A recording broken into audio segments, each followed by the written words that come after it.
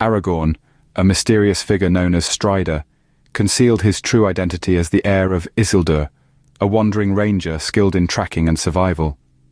He was a man of the wild, shaped by the harsh realities of Middle-earth and endowed with the strength and wisdom of his ancestors. His eyes held a depth of knowledge, a testament to the countless miles he'd traversed under the cloak of secrecy. Aragorn was more than just a ranger.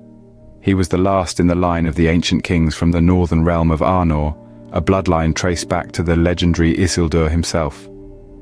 Yet, he chose a life of solitude, blending into the wilderness, honing his skills in tracking and survival, and biding his time until destiny called. His true identity was a closely guarded secret, known only to a select few. To the world, he was Strider, the ranger from the north. This mysterious ranger is about to embark on a mission that will test his skills to the limit. Gandalf entrusted Strider with a crucial mission to aid Frodo Baggins, the Ring-bearer, in his quest to destroy the One Ring. This was no ordinary task. The fate of Middle-earth hung in the balance, and Aragorn, or Strider as he was known then, was the chosen one to guide the young hobbit and his companions. Gandalf's message reached Aragorn in the Shire, a place known for its peace and tranquility, far removed from the sinister forces that were stirring. The wizard's words were clear and urgent, emphasizing the gravity of Frodo's mission and the danger he would face. Gandalf's trust in Aragorn was not misplaced. As a Dunedain ranger, Aragorn was skilled in survival and tracking. His knowledge of the wild lands of Middle-earth would be an invaluable asset on this perilous journey. With Gandalf's instructions in mind, Aragorn set off for Bree. Aragorn arrived at the Prancing Pony in Bree, a town known for its neutrality and diverse clientele. Bree's crossroads location made it a melting pot of sorts, with hobbits, dwarves, men, and the occasional elf passing through. It was the perfect place to blend in, to disappear, but also to observe and gather information. The Prancing Pony, the town's most popular inn, was a bustling hub of news and rumours, making it an ideal rendezvous point. Aragorn was about to meet the hobbits entrusted to his care by Gandalf, a crucial step in their epic journey. As he sat in the dimly lit inn, his sharp eyes scanning the room for Frodo, Sam, Merry, and Pippin, he understood the enormity of his task. Their upcoming journey was fraught with danger, and the hobbits' safety was paramount. As Aragorn awaited the hobbits, the danger they faced was growing closer. When the ringwraiths closed in on Bree, Aragorn became the hobbits' protector. The Dark Riders, servants of the enemy, were relentless in their pursuit of the One Ring, and Aragorn, known to the hobbits as Strider, was their only line of defense. Aragorn was no ordinary ranger. His skills in tracking and survival were honed over decades of wandering the wild lands of Middle-earth.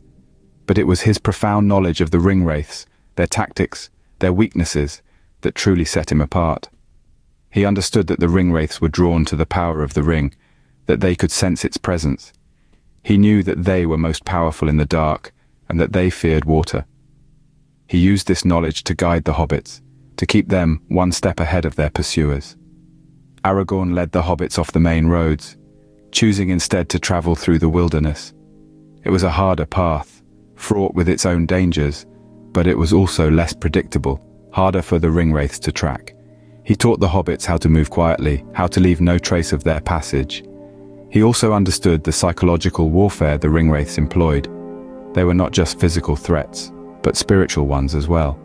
They brought with them an aura of fear and despair that could break the will of their prey. Aragorn bolstered the hobbits' courage, reminding them of the importance of their mission, of the hope that they carried for all of Middle-earth. Aragorn's skills as a ranger were put to the test as they journeyed through the wilderness of Eriador. It was a perilous trek, but under Aragorn's guidance, they evaded the ringwraiths, moving ever closer to their destination. Rivendell, the last homely house east of the sea, and the next chapter of their epic quest. Seeking refuge at the ancient ruins of Weathertop, Aragorn and the hobbits were attacked by ringwraiths. The very name of Weathertop, an isolated hill marked by a ring of stones, echoes with ancient history and a sense of foreboding. This was once a watchtower of the North Kingdom of Arna, now left in ruins, a silent witness to the passage of time. On this night, however, the silent ruins were disturbed by the arrival of the ring-wraiths, the fearsome servants of Sauron, drawn to the presence of the One Ring. Their dark forms cast long shadows under the moonlight, their ghastly cries piercing the silence of the night. Aragorn, ever vigilant, was prepared for their assault, but the hobbits were caught off guard, their peaceful slumber shattered by the terror of the attack. In the ensuing chaos, Frodo, the ring-bearer, was cornered by the leader of the ring-wraiths. In a moment of desperation, he slipped the ring onto his finger, momentarily disappearing from the physical world and entering the shadowy realm of the wraiths. There he was stabbed with a Morgul blade, a weapon of the enemy designed to turn its victims into wraiths. The blade left a shard inside Frodo, a piece of dark magic that slowly worked its way towards his heart. If not treated in time, Frodo would become a wraith himself, enslaved to the will of Sauron. The gravity of the situation was not lost on Aragorn. His mission, already fraught with danger, had just become a race against time. With the ring-wraiths temporarily repelled, Aragorn quickly tended to Frodo's wound, using his knowledge of healing to slow down the shard's progress. But he knew that only the healing arts of the elves could fully remove the shard and save Frodo's life. The journey to Rivendell took on a new urgency. Now more than ever, the fate of Middle-earth hung in the balance, the outcome resting on the shoulders of a wandering ranger and 4 brave hobbits. After a challenging journey, Aragorn and the hobbits finally reached Rivendell, the last homely house, a sanctuary nestled in the valley of the Bruinen. Famed for its beauty and tranquility, Rivendell was the heart of elven wisdom in Middle-earth. The pristine waters of the river Bruinen flowed around it, and the air was filled with the sweet music of the elves, a melody that seemed to touch the soul and ease the weary hearts of our travelers. Rivendell, home of Elrond half-elven, was more than just a haven of peace and beauty. It was a repository of knowledge and lore, a place where the wise convened and strategies were formed. Here, ancient scrolls and texts were preserved, recounting the tales of old and the wisdom of the ages. Over centuries, Rivendell had seen the rise and fall of kingdoms, the birth of heroes, and the vanquishing of evils. Its timeless beauty remained unmarred, a beacon of hope in times of despair. The arrival of Aragorn and the hobbits was of great significance. It marked the completion of a perilous journey, but it also marked the beginning of a new chapter in their tale.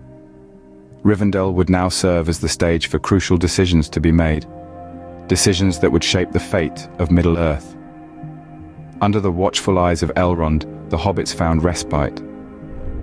Their arrival at Rivendell was not just a pause in their journey, but a time for healing and preparation. A time to gather strength for the challenges that lay ahead, and a time to forge alliances that would stand against the looming shadow of Sauron. Rivendell was not just a destination, but a milestone in their quest. It signified the unity of the free peoples of Middle-earth, their shared purpose, and their resolve to stand against the dark forces. It was here, in this haven of peace, that the seeds of resistance were sown. With the hobbits safe in Rivendell, Aragorn's mission from Bree to Rivendell was complete, but the journey was far from over. In our next episode, we talk about the council at Rivendell, the difficult decisions made there, and Aragorn's part in the Fellowship of the Ring. We'll see what awaits the Ranger in the next installment of The Heir of Isildur.